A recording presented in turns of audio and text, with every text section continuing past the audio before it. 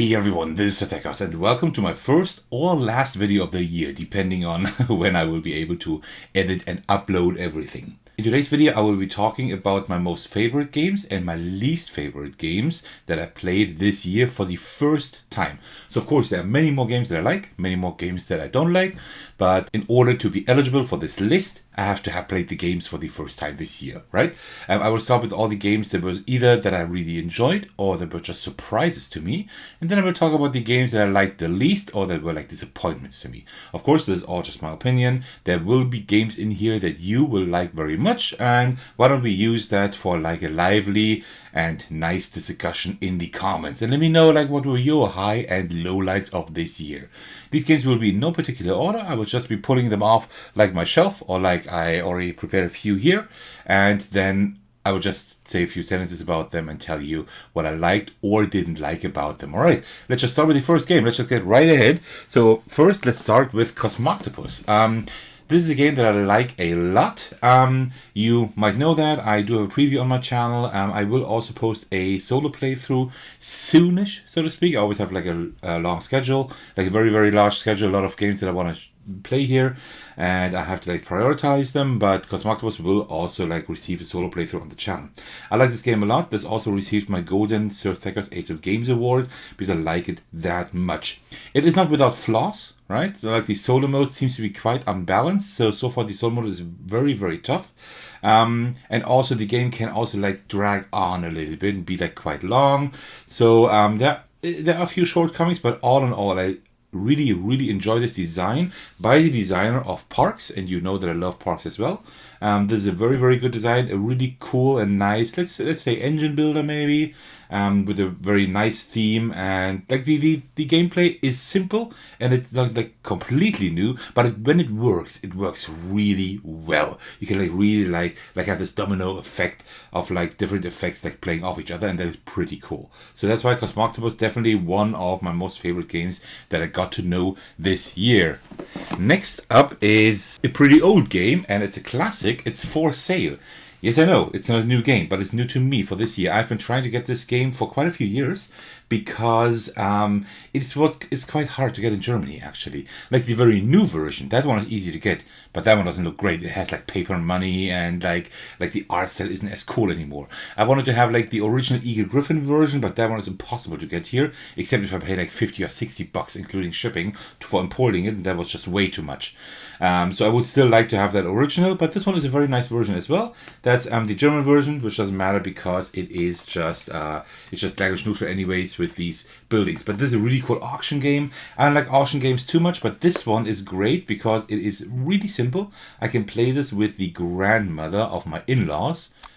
So that tells you how simple it is, but it's really fun as well if you don't take it too serious.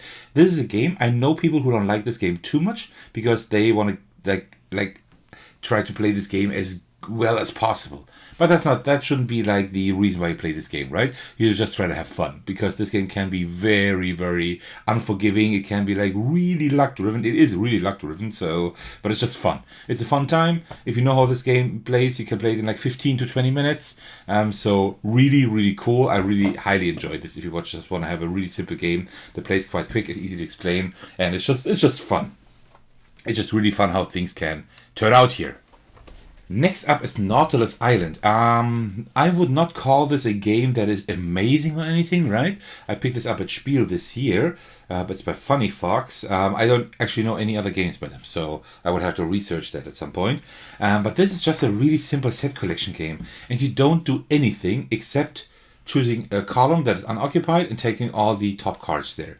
Sometimes they are like face up or face down, doesn't matter, you just take the top cards and just collect those, and at some point you can also just play them and you try to collect sets. It's like really simple, but it works really well because it does have like this idea of, okay, you can like you group the cards by color, and then you can just like close off one color for you, which gives you like a lot of points, right?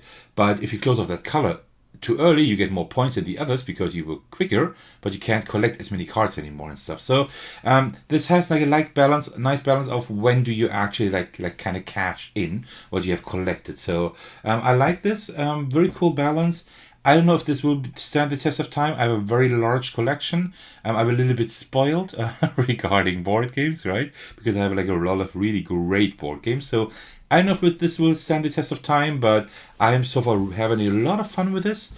I will still have to test it with different people and see like how much staying power it has. But that's a cool one. If you can get this for a reasonable price, there is no reason not to get this, pretty much, right? If you want like a family weight set collection game.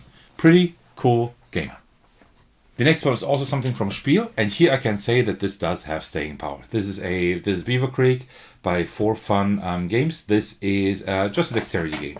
I can't show you the back because the back is actually the playing board, but I do have a playthrough on my channel.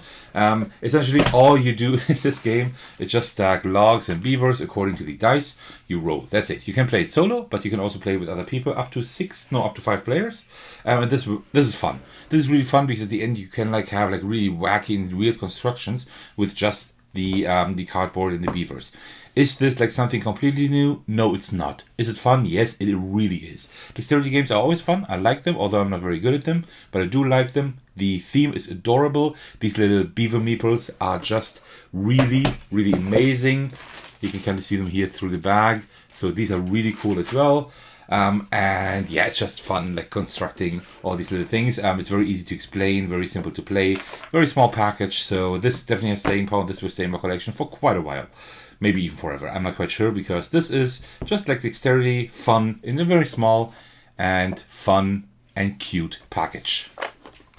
Next up, we have Mycelia. Oh man, this is a good game.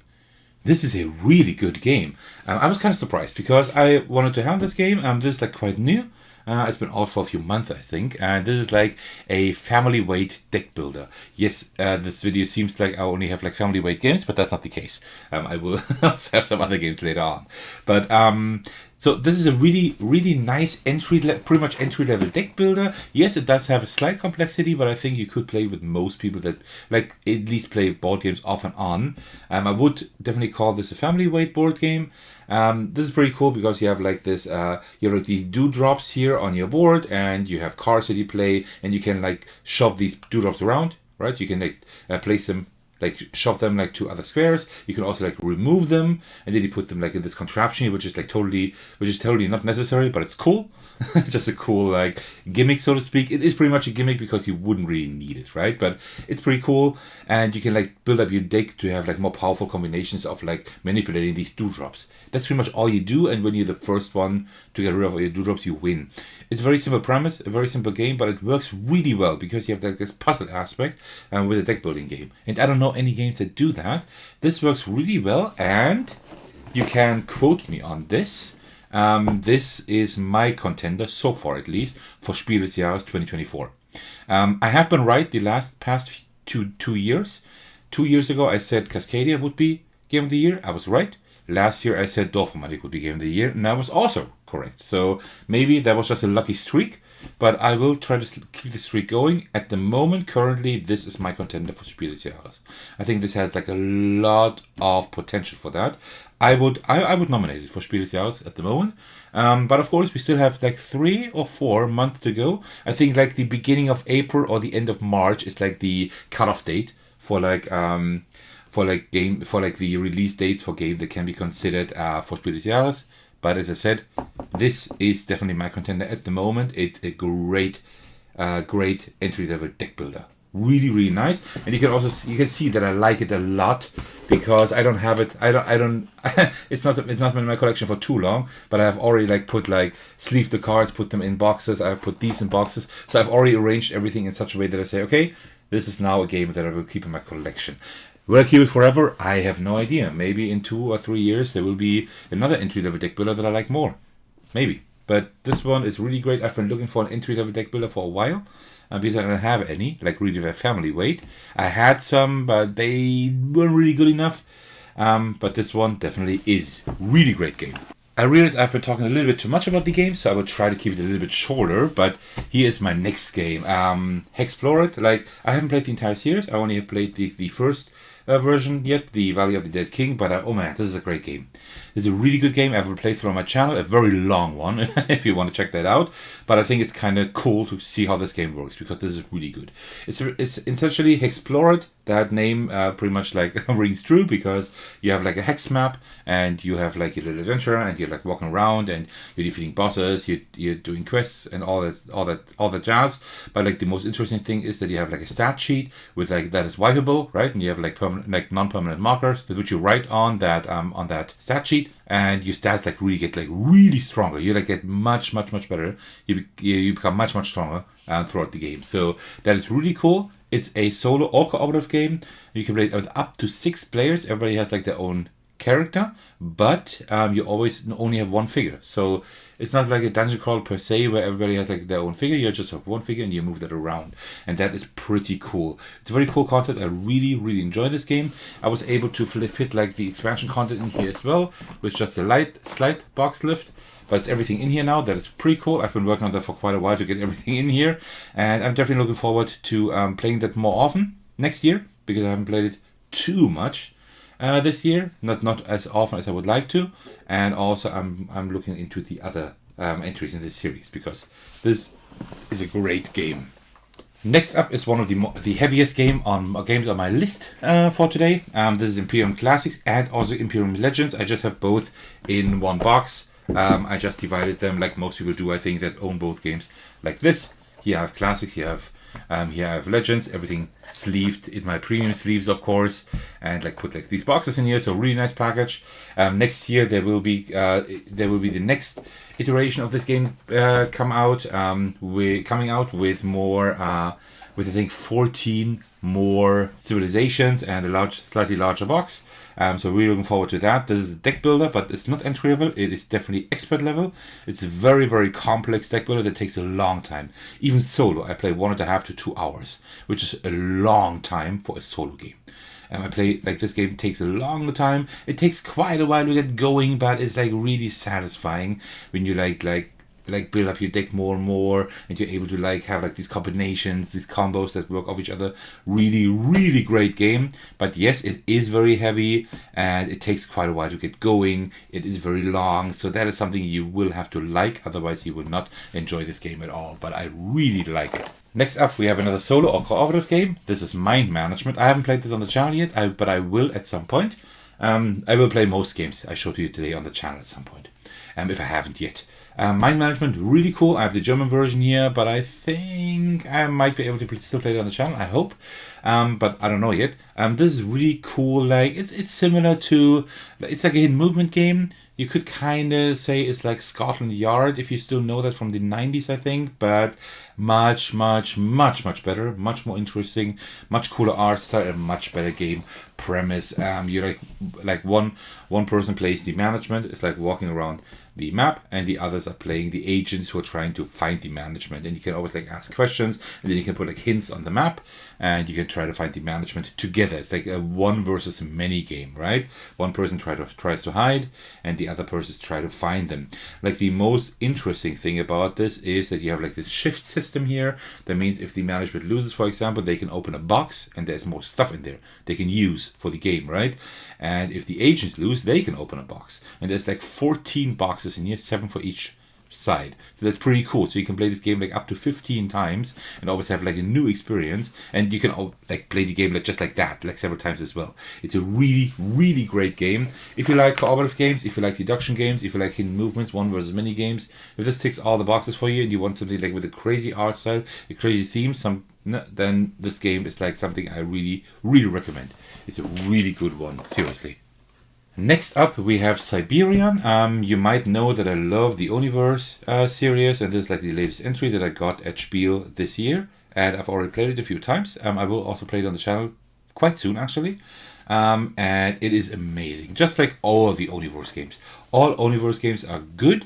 I will do a ranking at some point, but I think this will take a few years, because there will be still 2 games coming out. And when all are out, then I will probably do a ranking. Maybe I will do one before and then do an updated ranking in a few years. I don't know.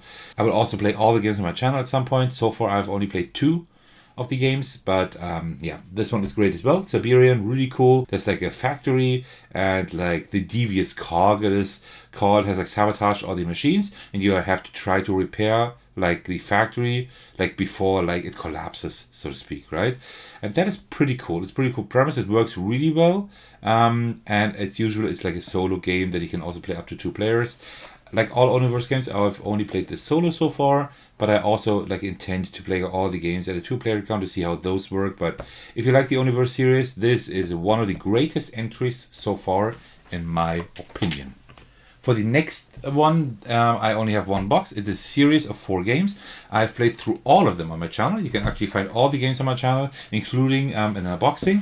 I've put everything in 1 box, as you can see here, right? So it's kind of hard to like talk about the individual games. But the For One series is a solo game series designed by Reiner Knizia, and it is really good. All the games are really great. You have Kniffle, which is like Yahtzee, that you can play solo. You also have Number Up, which is a game where you have to like puzzle numbers together in a grid to like reach specific points in a row or column in a specific color. You also have Schwarze Rosen, which is Black Roses in English, which is like my most favorite of the bunch of this series, where you have to pretty much like have a tile laying game and you have to puzzle together like flowers and rows and columns. And also we have Galactics, which is like a space themed game. So you like roll dice and you try to go up specific like tracks to get like the most points. These are the 4 games. I have playthroughs for all those. These are on my channel, and these are all really good solo games. And as you can see, there is a slight box lift, yes, but that one doesn't matter too much. But you can fit everything in one of these 4 boxes, which is great. So you have like 4 games with like 20 to 25 challenges each. So you have like 80 to 100 plays in this, if you manage to like get all the, like manage to win all the challenges on your first try. So like a lot of playing power right in here. A lot of replayability. So highly recommend that series if you can get it in your country. So far it only exists in German, but I think there is already like English translations online for the rules, I think.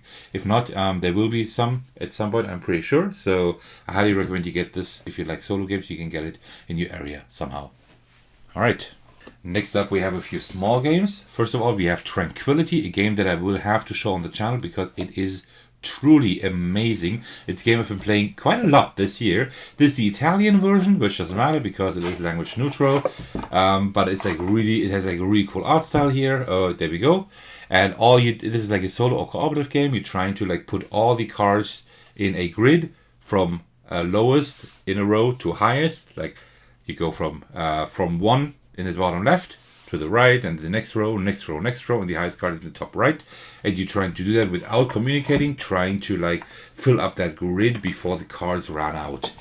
Very similar premise, but it works so well. And there are even expansions in here that I haven't played yet because I'm still having so much fun with the base game, and that says a lot about how great this game is. And if you want to give this a try, like many other games, this is also on Board Game Arena, so you can try that out. I highly recommend you try it at least online and then see if you want to have this at some point. This is a game that I can highly recommend, a great cooperative or solo game. Everybody I have played this with loves this game. Seriously, I'm not even kidding. Amazing game, Tranquility. Next up is a game that I don't know how international it is, but it has come out here in Germany, but I think it also exists in English, which doesn't matter because yes, the rules, but you have the rules, but apart from that, the game is language independent. I'm language neutral. I might actually do like a small video on it because it's really cool. This is a memory and bluffing game, so to speak. So what you actually have here is you have like small like images on your cards that look like they have been drawn by a child, which like makes it really charming. And everybody has like one of these cards in front of them. When it's their turn, they turn this around and they gift it to the next person. So you only have like as many cards in play as you have players plus 1, and you always have like this like one card you hand around, and then if you get one card you hand around the other one. So you always like take turns handing the cards to other people, and you always have to say what is on that card. The remarkable thing about this is that you think like if you're playing with like 3 players, okay, you only have like 4 symbols here. Can't be too hard, can it? Yes, it can, because these these go to the left, the other cards go to the right, and after a very, very short while, you don't even know anything anymore what's on these cards. And that is what is hilarious about this game. Like, it's always a guarantee for laughter. We're always laughing because we never know what's on these cards. And then it turns into a bluffing game. You have to just let people know, okay, I'm sure this is like a hat, for example, right? And you hand over that hat. And if you, the other person then has to think about, like, okay, is that true or is it not, right? So they're like in that dilemma, should they believe you or not? So really cool one, like a really small package, right? You can play this with up to 8 players. You need to be a minimum of 3 players, but it is amazing. It's a really, really, really cool idea. I think there is even a 2-player variant. I'm not quite sure, but I would play this with at least 3 to 4 players, maybe even more. I haven't played with 8 yet. But that's also like a goal I have, to play with like 6 or 7 people and see how that works. But really, really fun little party game. And speaking of party games, I think this is like the last one on my list today is Fun Facts. This is a really cool game that's also made by the people who made Just One, which is also an amazing party game. This is actually pretty simple. You have questions on your cards. This is cooperative. Somebody reads like a question on the card. And then everybody has like the arrow with their name on them. On the other side, they like write an estimation. Like, for example, how many years of your life would you give to become a billionaire immediately? And you can like write your number on there. And then the twist is that you have to it's everybody's turn to put like their token in the middle. And you have to like compare yourselves against the others. So you have to like think, okay, did I write a larger number than James? But I did also write a larger number than Claudia, for example, and that's what you kind of have to estimate, right? Then you like turn over all of these tokens, and then you see, okay, are all the numbers in an ascending order or not? And depending on that, you get like more or less points, and that's pretty cool. A very cool cooperative party game that can be used to get to know other people, but it can also be used to see how good you know other people, right? And this is like has been fun with like people I don't know and people I do know. So really all around great party game, one of my most favorites at the moment. Really good. And before we continue, let me just have a little bit of tea and then we can go on. All right, very good. Okay, so then we can continue. And the next game is something cooperative again. They can also play solo, and that is Bloc Uprising. And yes, it's a game that I've played solo as well as multiplayer, and it is amazing. It is a really, really cool game. You have this map that you lay out, it's like semi-randomly, and everybody chooses a faction that has like special ability. And this is like a game where like it's like kind of a revolution, right? You try to take back the city in this like insurrection game, it is called. So first of all, like a really unique theme, like the art style, the components are great, and it's like a really cool game that makes it like it's a lot about like movements and stuff, right? You're trying to move to specific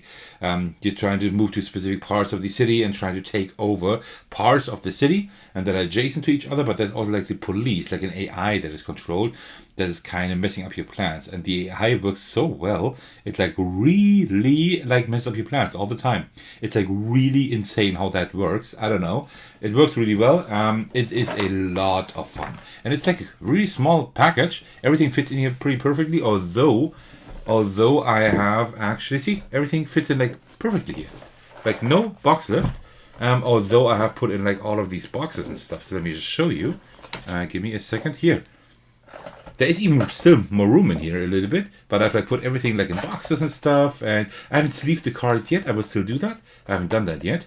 I haven't had the time, but even when I sleeve them, they will still fit because you see, I still have enough room here. So that is pretty cool.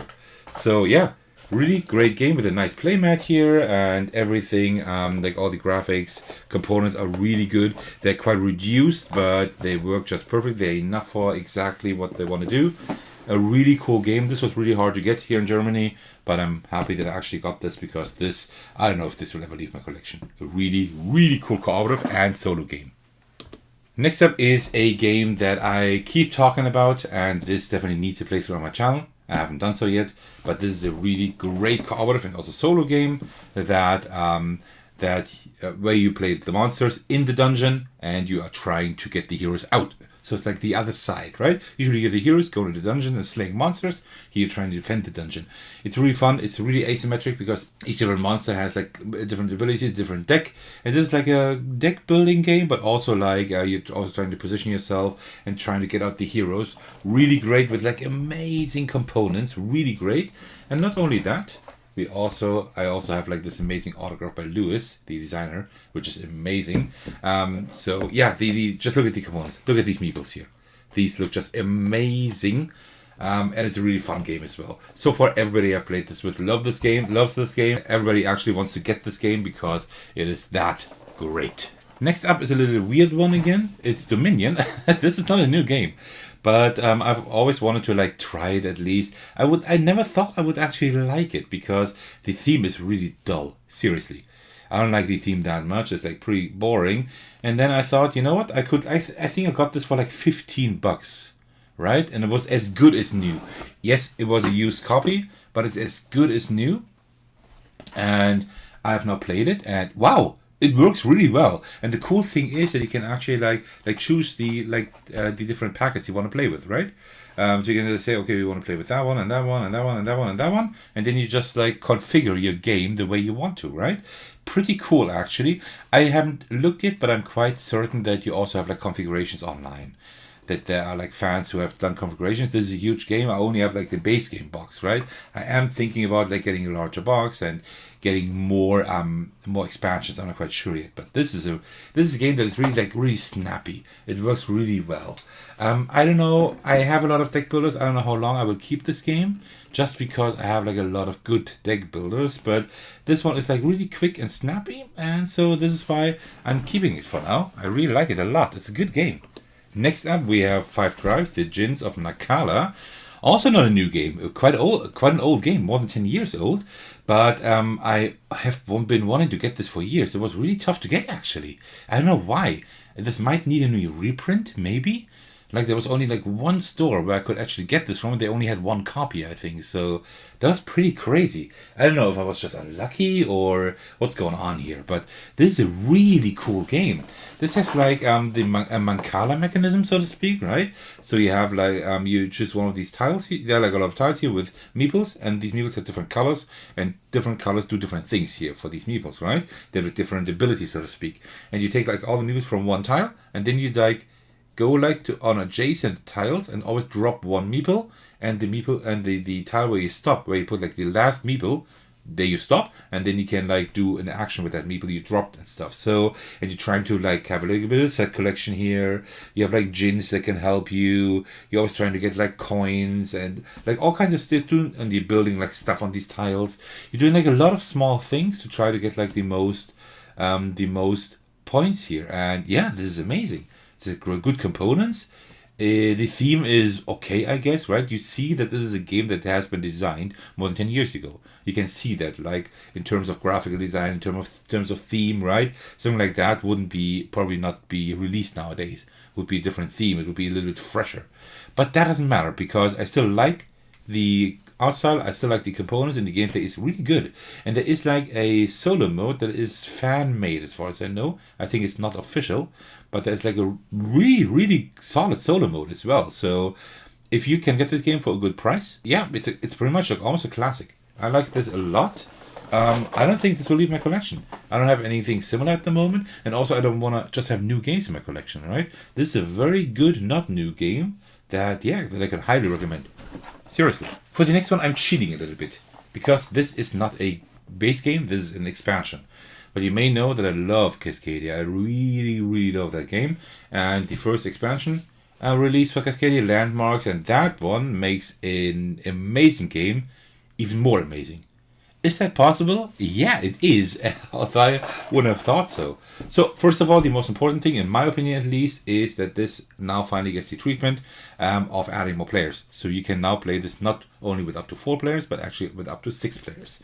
That is something that I have wanted for a long time, because this is a quick and snappy game. It's easy to explain. It is an amazing family weight game, and now finally I can play with larger groups. So that was long overdue. So that was great. Also, you have like new scoring cards that are a little bit more complex. So what this game mainly does is two things. First of all, it adds a higher player count. And secondly, it makes the game more complex. So now you have a family weight game that you could also make simpler in the base game. That you could make really simple. And now you can make the game also harder to have it like on a medium complexity, right? And that is amazing. Because now you can play this game with pretty much really anyone, right? Because now the game, it can become more complex. You can make it easier. You can swap in more scoring cards to make the game even more complex. And that is amazing. And the new Landmarks edition does work really well. It really makes you think like, oh man, what am I going to do this turn? I really want this scoring card with my landmark. But if I do that, I block it off another tile that I can't put anything on. So you always have like this trade-off, and that is amazing. So if you like Cascadia, if you love Cascadia, I highly suggest you take a look at Landmarks. I will play this expansion on my channel at some point to show you how this works. I just haven't had the time in my schedule yet, but I will definitely do that to show that to you. If you don't know Cascadia yet, I highly suggest you watch my videos. I have like 3 or 4 videos at least on my channel on that game. An unboxing, I have like an explanation how it works. I have like 2 or 3, I think 2 playthroughs. Watch those videos. You do me a favor, of course, but also you do yourself a favor, because this is an amazing game, and I think everybody should at least know what this game does, and everybody should have played it at least once. And I think this is a game that fits into any collection. And if you add the Landmarks, the Landmarks expansion, a good game becomes even better. And yes, I'm using this box from now on, because I think the artwork is even nicer by Beth Sobel, but also I have been able to fit everything in here from the base game and Landmarks, and I'm quite proud of that. Even no box lift. So you see I have like the rulebooks in here, and you see I was able to fit everything in here really well. These are not perfect yet. I will have to find a better solution for those, right? But apart from that, everything fits in here perfectly, even with like these, with like all the tokens and stuff. So really cool game, man. I'm going to stop talking now, because I could talk about this for hours, most likely. Next up is a game I really need to get playing on the channel very soon to show that to you, because it's so amazing. I keep talking about this game, but I never really show to you. Heat. Yes, it's a large box, but the first expansions will be coming out quite soon, and then the box will be a little bit fuller. A really cool racing game that is also a hand management game. You have like a track, you have your little cars on there, also like great components and everything, right? You have your little cars on there, and you play cards during your turn, as high as your gear, as you have shifted your gear, as many cards you play, and then you can like just add up the numbers and go around the track. But you have to be careful not to be too fast when you go around the corners, right? So you have to manage your hand at all times. It's just a hand management game, but it's amazing. Everybody I play this with likes this. Even people who don't like the theme have to admit, okay, this is a good game. Most people love the game, and it's just amazing. This is, by the way, this is my suggestion for the Kennerspiel des Jahres next year, like the game of medium complexity, right? I think this could actually get this. I would have liked this one to get it this year, but it did not release early enough. So I think it could get it next year. Although there is another game that I think that might be nominated for Kennerspiel des Jahres next year. So it's a little bit tougher next year. But amazing game. I highly suggest checking this one out. Next up we have Earth. Really great, really nice tableau builder where you play like all that flora in your tableau, like trees and mushrooms and grass and whatever, like all kinds of like flower and plant based stuff. You put them all in your tableau in a 4x4 grid, as you can see here. And like these all have like effects that like that you can trigger, and they like do like all kinds of things. So you always get something, even when it's not your turn, because this has a follow mechanism. That means if another player does an action, you get to do a weaker version of that action. So you always get to do something, whether it's your turn or not, and that is really cool. I'm not quite sure yet if this will be a game that I will have in my collection for like the next 5 or 10 years, or like forever. I don't know yet how much staying power it has, but currently I've played it quite a few times and I really like it so far. So I will definitely keep it for now. It's a really good tableau builder. And next up is Meadow. This is German version, but again, this is a language neutral game that I will have to play on the channel at some point as well, because this is amazing as well. It's also a tableau builder, but it works a little bit differently. You have like a central tableau, and you can like, when it's your turn, you can like take cards from them. But it's like very interesting because it has like a really unique action selection mechanism, because you have to say from which row or column you want to take a card, and if that column and row is blocked, you can't do that, right? Because you put in like a little marker in here, and when like these spots are gone, then you just can't take anything there anymore. So you always have to like prioritize. Okay, when do I put like my marker in where, because I want to get like specific cards. Really great mechanism. Also, you have like the stacking mechanism that you always need, like you need like specific icons visible in your tableau in order to play new cards, but you place these cards on top of other cards, so then like some symbols are gone again, right? So it's always like changing. Great, wonderful game. Also works well solo, and there's also an expansion that I definitely want to try out, because this is a really great game. Alright, next up is a rather small game which I have in here, and that is Dragons of Etchinstone, a game that I really enjoy. I do have a playthrough on my channel, and I have been talking about this game for a long time or longer. I really like this. There will be an expansion coming out quite soon that I will also be showing you on the channel. Joe has already contacted me, and I will get that so I can show that to you. Really looking forward to that. A really cool in-hand solo card game. You can just play it in your hand. It works really well. It's like an adventure, not really a dungeon crawl, but like an adventure game where you're trying to become stronger and stronger to be able to face off the dragon at the end. Really great solo game. Seriously. And for the next game, I'm cheating a little bit, because another game that I really enjoyed this year, one of my most favorite solo experiences this year, is Galdor's Grip. I'm cheating a little bit because this game has not been produced professionally yet, right? There is no retail copy or anything of that yet. But you can get the printed play files online. You can get them for free. You can also pay a little bit. I paid, of course, because this game definitely deserves that. Really cool in-hand card game that is like one of the best in-hand card games, in my opinion, maybe even the best one at the moment. So really looking forward to that professional release when it comes out soonish. I hope I will be able to get my hands on a copy. I really do. This is amazing. I know it's a little bit cheating, because I usually don't really talk about games too much that haven't been really released yet, right? At least in like top games lists, but a really great one here. The next game I will be talking about is Surfosaurus MAX. Also a game I want to feature on the channel. It's not soloable, but it's a game you can play with up to 6 players, starting at 2. This is really cool because this is like a semi-cooperative game, because you are playing poker hand combinations into the middle. Like everybody plays plays a card, then it goes around, and then it goes like another 1 or 2 turns depending on the player counts, and then you have like all these cards laying in the middle. In front of each player, and then you're trying to generate the best poker hand from that. And like all cards that were part of that poker hand combination, like all players that have like contributed cards to that poker hand combinations, receive points.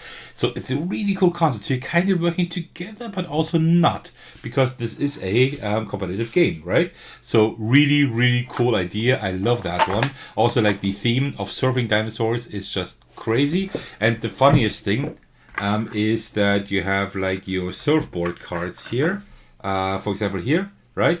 You have these surfboard cards, and when it's your turn, you just place that dinosaur, that huge dinosaur on your surf card, so everybody knows you're the starting player for this round. Is that necessary? No, not at all. Does this do anything else besides saying who is the starting player? No. Could they have just taking that card and made like a different side, so you can just turn that over to denote you're the starting player? Yes. Did they just add a freaking huge dinosaur for that? Yeah. Is that amazing? Yeah, totally. But totally unnecessary. But I will talk about this game like quite soonish, I hope, on the channel. I will not be able to do a playthrough soonish, but I at least want to talk about that, because it's a really cool game. The next game I will be talking about is Floriferous. This is the wrong box. This is the box of Herbaceous, just because I've put both games into one box. So you see here I have the Floriferous stuff on the left and a little bit on the right, and I got the Herbaceous stuff on the right here mainly. That's why I put both in one box, and it fits It's kind of a weird setup here, but it does work at least. A really cool game where you are trying to, where you have like specific rows of cards, and you're going like into the first column with your meeple and choosing one card. But the position, like the row you're in, then denotes when it's your turn the next time, because you always go from top to bottom. So you have to like always have that balance of which card do I want to choose for my set collection, because that's essentially what it is, a set collection game. Which card do I want to collect, but also like when do I actually want to go. So really cool balance here in Floriferous. This is like the cover of that game. So highly recommend it. Also like the solo game works pretty well, to be honest. Okay, next up is one of the newest games in my collection, Loam. Man, this is amazing. Yes, I've only played the solo mode so far, but I imagine the multiplayer game being just as good. This is so cool. This is so simple. It is also like kind of a set collection / matching game. You're putting like this, like first of all, the theme is amazing, and not just the theme, the artwork.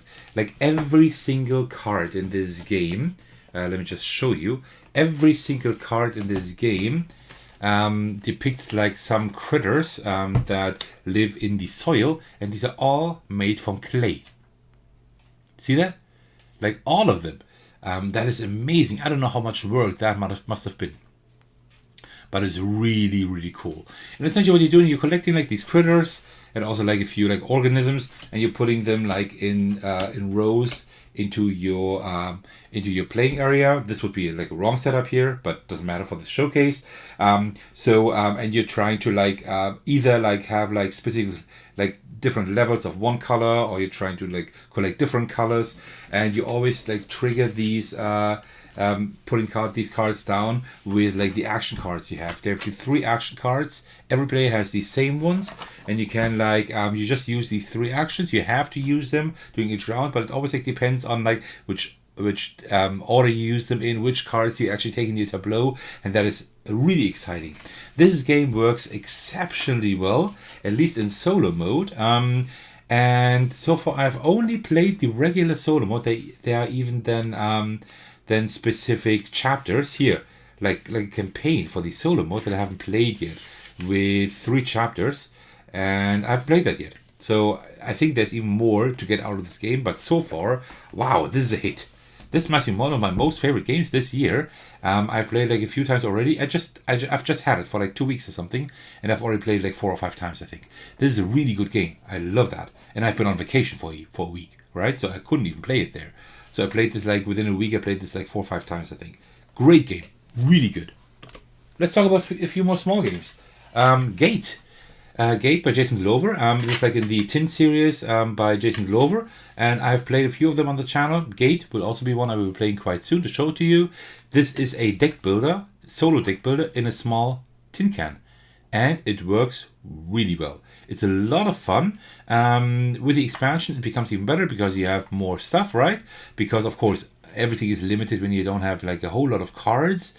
But this one is really good deck builder. It works well. You're trying to like protect your town, especially the gate, from being destroyed by monsters, right? So you have to defeat all the monsters, and you can like hire like new folk, like fighters and builders and whatever, in order to like repair your town, to defeat the enemies, and so on, so on. Really good, and all of that without having too much fear in your town. Really good solo deck builder. If you can get your hands on this and you like deck building, this is I highly recommend this, but I would get this with the expansion Gates, because you just have a little bit more variety there then. But a really good game as well. The next game on my list is Birdscaping. I'm not going to talk about this too much because I have a playthrough on my channel. I have talked about this on my channel as well. But Joe Clipfield again, just like Dragons of Etchinstone. This is like a lot of people dub it like Wingspan with just 18 cards. That's not quite true because Wingspan works differently, but it does have its similarities. You have like these 18 bird cards.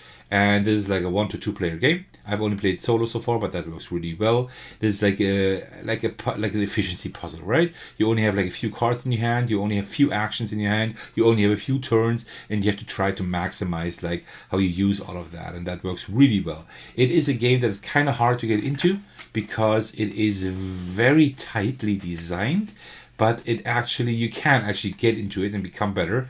Really cool game that you can play just in like 15-20 minutes tops. Really, really good as well. Next game on my list is Deckula. I've also talked about this game on my channel. This is like one of my most favorite solo games this year. Very simple game. You just have a stack of cards. You always turn one over and you either like buy it with energy or you don't.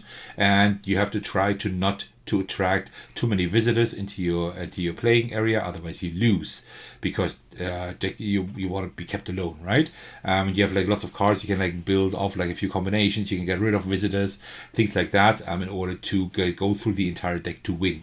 Really cool game. I think this one is not possible to get anymore in physical form, so I'm very lucky to actually have a copy that I bought this back then. But you can still like print it out from online. There should be still digital files to print out and assemble yourselves. Really good game as well. The next game on my list is Crumbs. This is also kind of cheating because this game has not released finally yet, but it was on Kickstarter, and this game is really good. It's also like an efficiency puzzle. You only have like a limited number of turns, so to speak, in order to like stack and build sandwiches, right, in a specific order. And it's really cool because you're always like combining. You have like ingredients that are available, ingredients you have used, and you have your customers, and you always have to like manage all of that, right? You only have a specific number of actions per turn. You have to like be able to build these sandwiches, but if you don't have the ingredients, you first need to get them onto your counter. So very cool efficiency puzzle. If you want to know how that works, I have a preview, including a playthrough on my channel, where I like play the game and talk about at length how much I like this game and why I do. Next game on my list is For Northwood, a solo trick-taking game.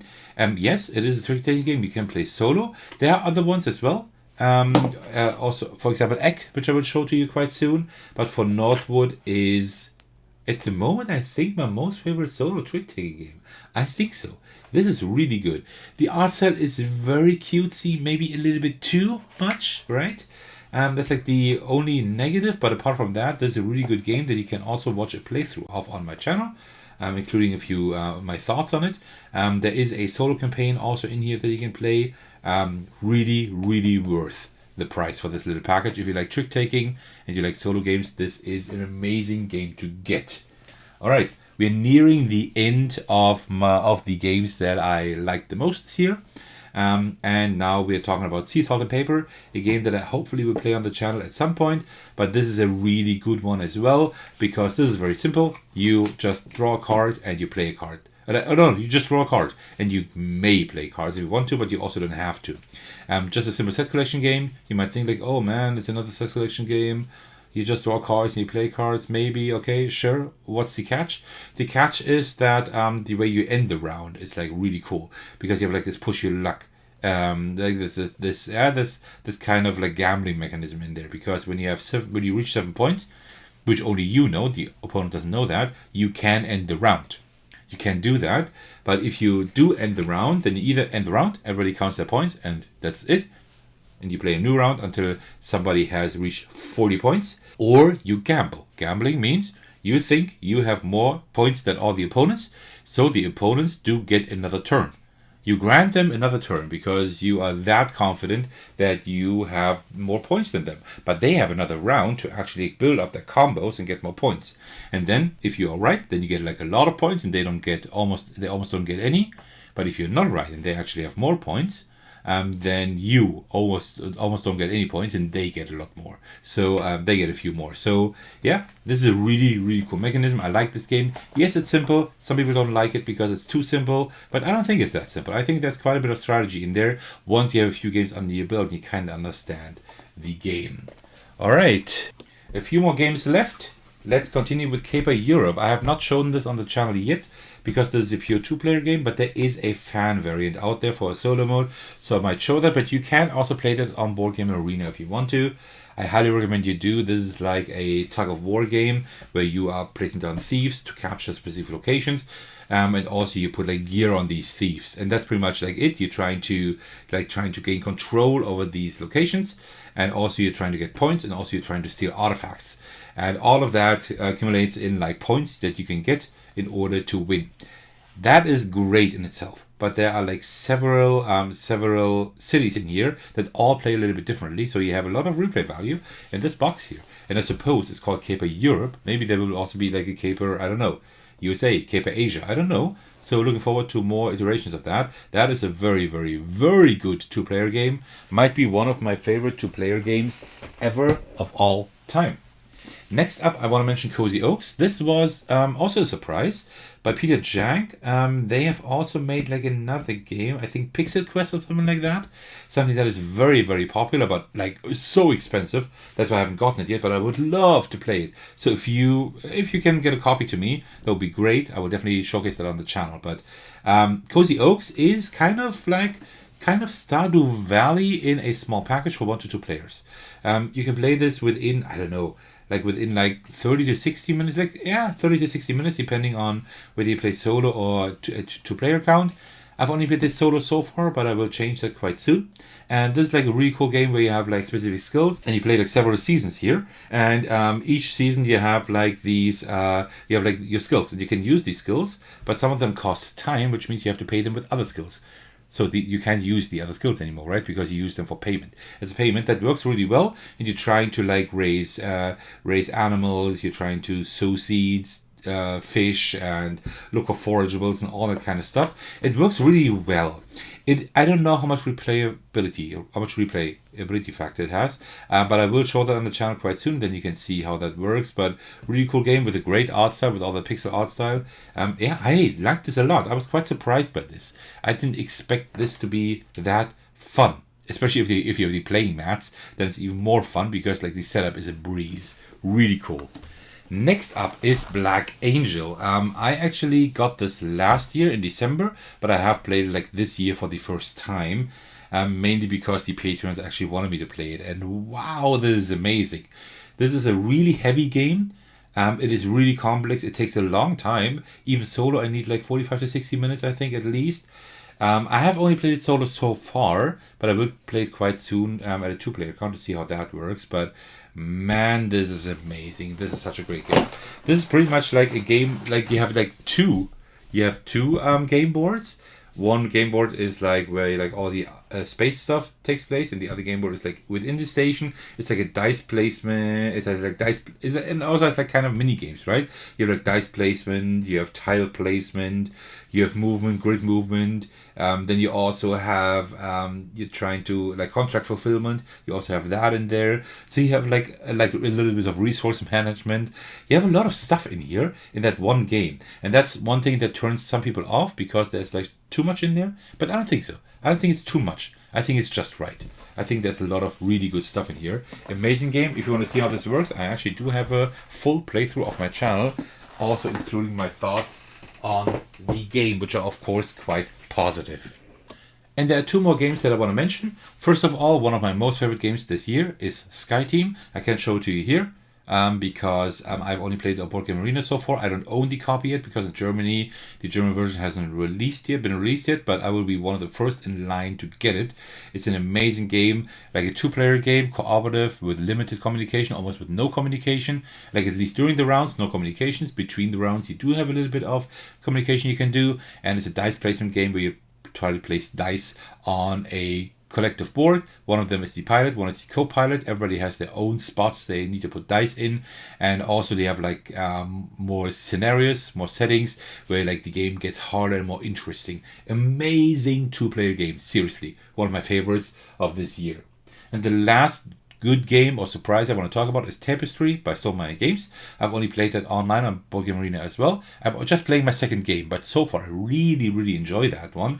It has a little bit of area control, it has a little bit of resource management, it has a little bit of somehow a lot of different things, and it looks more complex than it is. So it's quite simple to get into once you know how it works, but it's quite hard to be good at the game, I think. So very interesting. I don't know much about the replayability yet, but I definitely want to get this.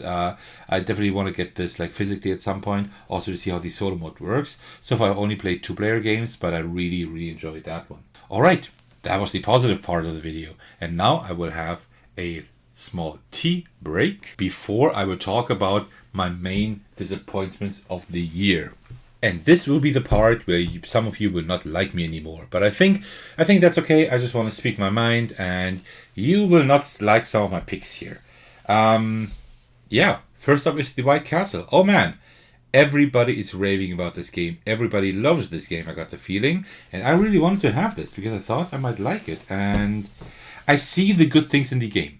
This is not a bad game, right? I'm just talking about like disappointments. Disappointments means if I have a specific level of expectation and that expectation is not met, it is less than that expectation, then I'm of course disappointed, right? And that is the case here. I had like huge expectations for that. And that I think was the problem. It is a good game. I like how snappy and quick the turns are. I like how much decision space you have with like very limited actions. But I'm not sure if this works really well. I think like the actions are too limited. I have not played it often enough to really say. I will play it on the channel as well to give you a feeling of the game. So far the solo mode is really tough, and I think there are specific things you have to do at the start of the game in order to like be able to do good. That's the feeling I have. If you have played the game and you see it differently, please let me know in the comments. But so far I think this game does not quite work the way I would have liked to. I would have liked to have more freedom, and I think you don't have not as much freedom as I would have liked to, because, well, it is very limited action space. But yes, the components are great. Graphics outside as well, and I like the mechanisms in itself, but it's not a game that I'm longing for playing like a lot of times. A lot of times. I think this is a game that you play a while, and at some point it just is like you have played enough of it, right? You're like done with it, except if you like really love it. So yeah, it's not a bad game. I'm not saying it's a bad game. Definitely not. It's a good game. It's well designed, but I don't know. Somehow I was quite disappointed by it, to be honest. The next one breaks my heart, and that is the Fox Experiment by Elizabeth Hargrave. I will do a playthrough and a review very, very soon on my channel, like really soon, because Pandasaurus gifted that to me in order for me to do a review, and I will do that. So I will just say a few words about it, not too much. Just saying that I love Wingspan by Elizabeth Hargrave. I love nature-based games. Look at this. It just looks amazing, right? But somehow the game, I don't know. It is okay, but that is not what makes a good game. Like, okay, right? It is okay. It works for what it does, but I think it's just like too many small parts. It's not really like, it's not as streamlined as other games. It's not elegant enough, right? You always have to think like, okay, what do I do now? How did that work again? What is the next part of the turn? And also like the combination of like writing and also having like a physical board game. I'm not quite sure the game knows what it wants to be. So it does work. It has great art style, a pretty interesting theme, but somehow this wasn't as fun as I hoped it would be, and that's the most important thing. Games need to be fun. Oh man, a lot of people would not like my picks for this video. Next up is Wreckland Run. I have tried to like this game, because I love Warp's Edge. Warp's Edge is one of the best solo games ever, in my opinion. Period. I also didn't like Proving Grounds too much, but that's just because I just don't like real-time based games too much. And Wreckland Run, I don't know. This didn't work for me. I love the theme, like that Mad Max style. It's kind of cool. You get these upgrades. You have different characters. You have like kind of a campaign. And you're trying to work with these like different cars and the boss at the end. You have to defeat all of them in order to win without you having your car destroyed. The theme is great, and the game kind of works, but it also kind of doesn't. It's extremely luck based, in my opinion. I have had games where I win really easily and I didn't have a challenge at all, and there were games like exactly the same scenario, exactly the same ground rules and everything, but I could not win. I could not do anything to win because it was just too hard. I think this game is not balanced and it does not really work. That is like the issue I have. I really wanted to love this one as well because I love Warp's Edge. I like most of Scott Alm's games, and I wanted to like this because I also like the theme and everything, but it somehow didn't work. You will see a playthrough very soon on this because I've been owing you this game for this playthrough for months because the patrons and also user community have been wanting to see that. So there will be a playthrough very soon, and they will also talk about my thoughts. And I don't know if I will then play it anymore. It's possible that I would actually sell it off again because my collection is just too large and I can't really like have games in my collection that I don't play or don't really want to play. So it is a shame. I really wanted to love this game, but I don't really. I really don't. I never feel like, oh, today I want to have like I want to play a game of Wreckland Run. I never have that, and that is very, very sad. That's not how a game should be perceived, right? The next disappointment for this year on my list is Reviving Kathmandu. Oh man, I really wanted to love this as well. This has a great theme. We are trying to rebuild Kathmandu, like the capital of Nepal. And I think that this cool magnetic box, and it has like great art style. It has really great components. So I recorded an unboxing for this on my channel. I'm not sure. Have I published that yet? If not, it will come out quite soon. It has like a playing mat. It's like really, really good cards and like all like really good components. The theme is great. And I've played the game only solo so far. And the game is, at least solo, kind of boring. And that's like the worst thing that can happen to a game. Because games should be fun, right? And this is kind of boring. So I don't know how this is with more than one player. I've heard that the game starts to be better at 3 to 4 players. But I don't want to have too many games in my collection that you can only play with 3 players and up, because otherwise it's too boring. So I might have to sell this off again. I think I will do a playthrough on the channel if I can do a playthrough soon enough before I will sell this off, right? I can't promise it yet. If you want to see a playthrough, let me know in the comments, right? The more comments I get, the more likely it is I will like bump it up my list of videos I will record. But this game, I don't know. I like the idea, I like the components, the theme, the art style, everything, but the game is pretty boring, seriously. And that's a shame. Next up is a very big disappointment as well. That is Stranger Things. Upside Down. I love the Stranger Things IP. There is an unboxing on the channel because this game looks just great. It's by Simon, and you can see that here with like these great miniatures you have in here. These look really great. The components are good. And the gameplay is, it's also a game again that is pretty boring. You don't do a whole lot in this game. What you mainly do is you walk around that map with your person. You have like cards in your hand that have specific numbers on them, and like each spot on the map has like a stack of tokens, where you only see like, at least at the top part in Hawkins itself, you see like the top token. That's it. And then you just go there and you say, okay, I want to do that. Then you say how many cards you play, and then you turn over all the tokens. And if the numbers on your cards are higher or as high, then you win. Cool, great. You can do that action or whatever, right? And that's all you do. You just walk around turning over tokens, and wow, I found this really boring. I only played this once so far, I gotta say, right? I gotta be fair, but I don't really long to play it again. I don't know, I might give it another chance if I feel like it. But I don't really want to play with other players because I found it really boring, and I don't want to like bore other people as well. So I think I will play it solo one more time. I might give it one more chance, and if I don't like it substantially more, then I will also sell this off. This it's kind of sad, but that's how it is, I guess. Next up is Shake That City by AEG. This is not a bad game. Again, right? I have a playthrough on my channel, and I said that the game is kind of cool. But it's also not very fun playing it like 5 or 10 times, right? I've played it like 4 times now or something like that, 4 or 5 times, and I don't really feel like playing it too often again. I think this is just a little bit too basic for me. I think I would rather enjoy something like Tiny Towns, which is also by AEG. I think I would rather enjoy that, so I might get Tiny Towns and check that out, maybe play it on the channel. Essentially, you have that cool shaker. It's a really cool gimmick. You put all the cubes in there, you shake it, and then you press that lid there. Then you take it off, and then you have like 9 cubes in that grid on the table. And then you're able to choose one color and place this color in exactly that configuration. And you're trying to receive points for the different districts and like for the different kinds of districts in your city, and also for what's on the line on the side here. And that's it.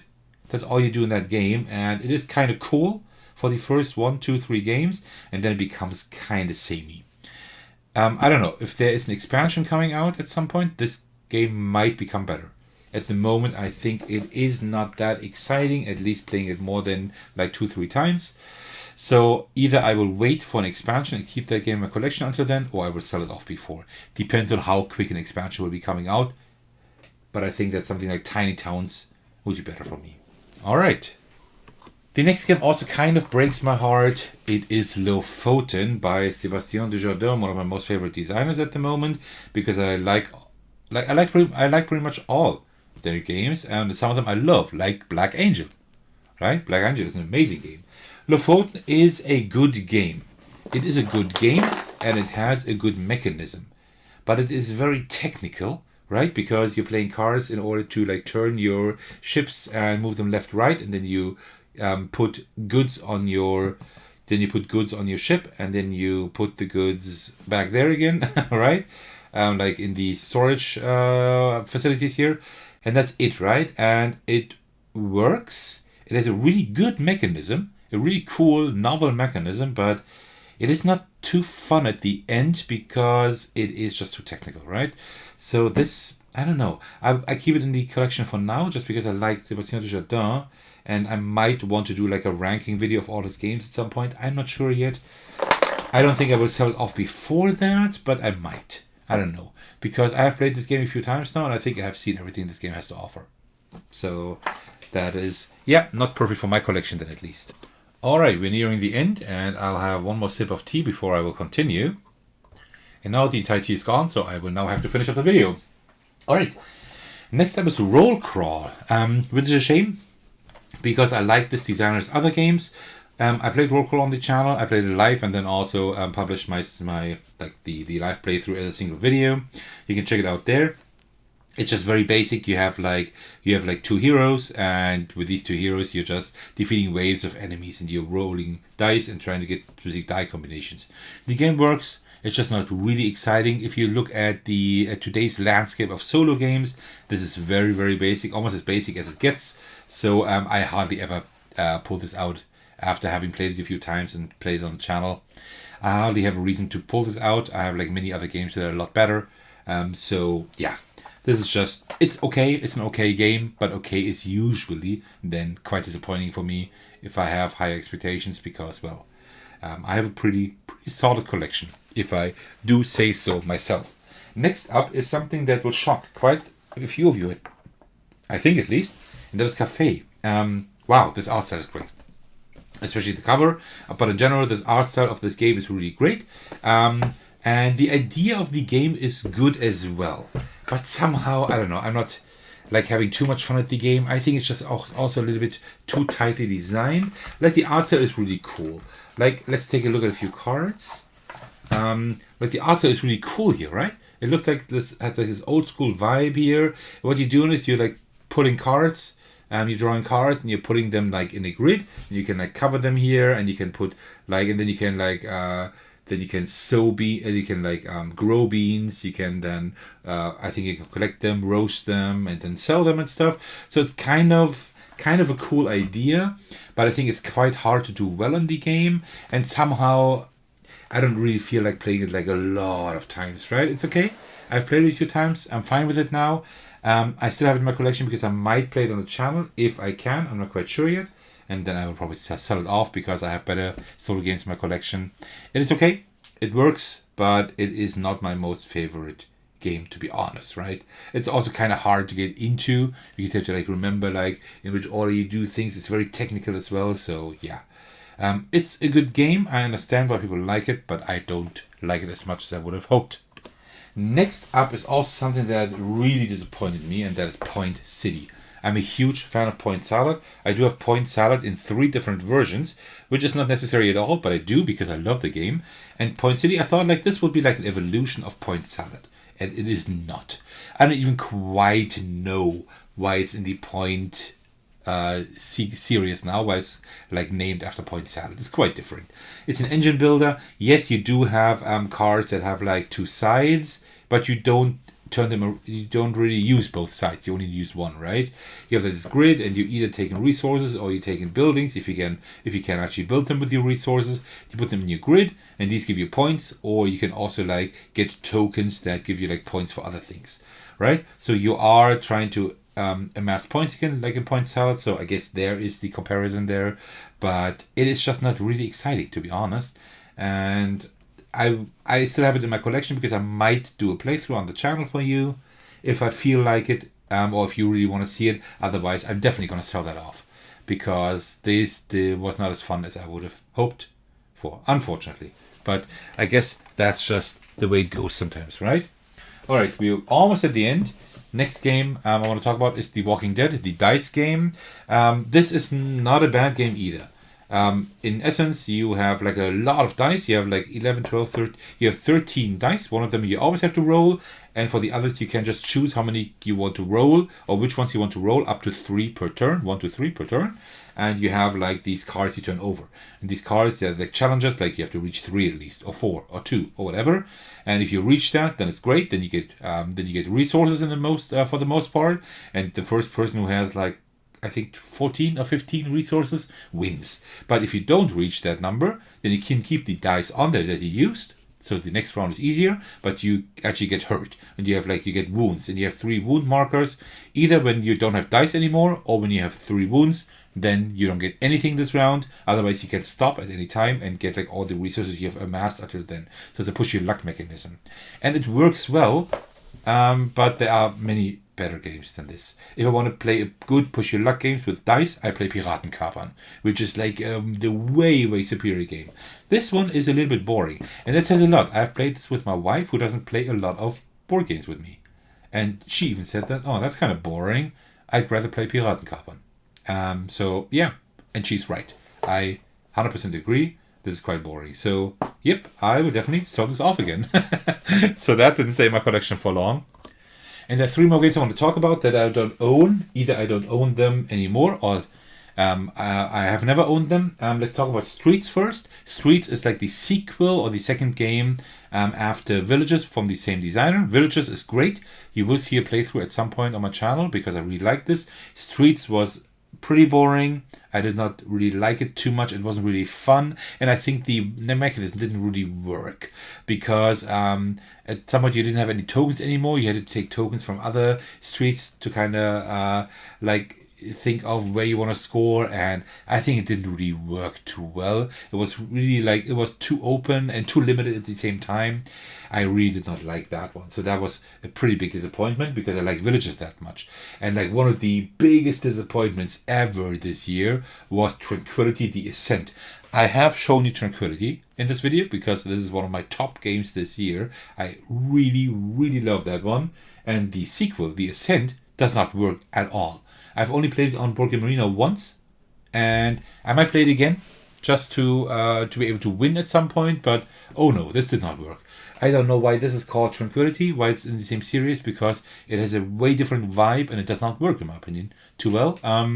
So yeah, it is because it is more complicated, it's not as elegant, and it doesn't really like work, to be honest, right? So I wouldn't even know how to think or what strategies or tactics to employ in order to be able to win. I have no idea. That was a huge disappointment because I love the original that much.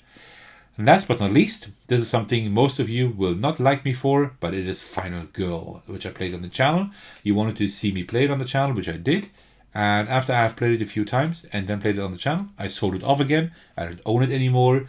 It's a good game, but somehow I didn't really vibe with it. I don't know. It's a good game, but like I think with this game, my expectations were just so high because everybody loved this game. So I thought like, okay, well, you know what? I would probably like this game as well. Well, not really. I mean, it's a decent game, but it's nothing that I really want to like play more often. So this is why I sold it off again. It's not a bad game, don't get me wrong. It's just a disappointment because I had like huge expectations and those definitely were not met. And that concludes my surprises and my disappointments for this year. Like all like the best and the worst games of this year that I've gotten to know this year. Of course, there are games that I like more and less, but these were the games I have played for the past few years or earlier. Alright, I hope you enjoyed this video. This is like the first time I'm doing such a video. Let me know if you actually like this kind of format. If you like this like end of year kind of review of the most and least favorite games. And And if you have any other ideas, also let me know them in the comment. I'd love to hear from you as usual. Alright, as usual, I want to thank all of you for your support. I really appreciate each single one of you. I'm serious. I especially want to give a shout out to my patrons who are very generous by supporting me on Patreon. Thank you so much for that.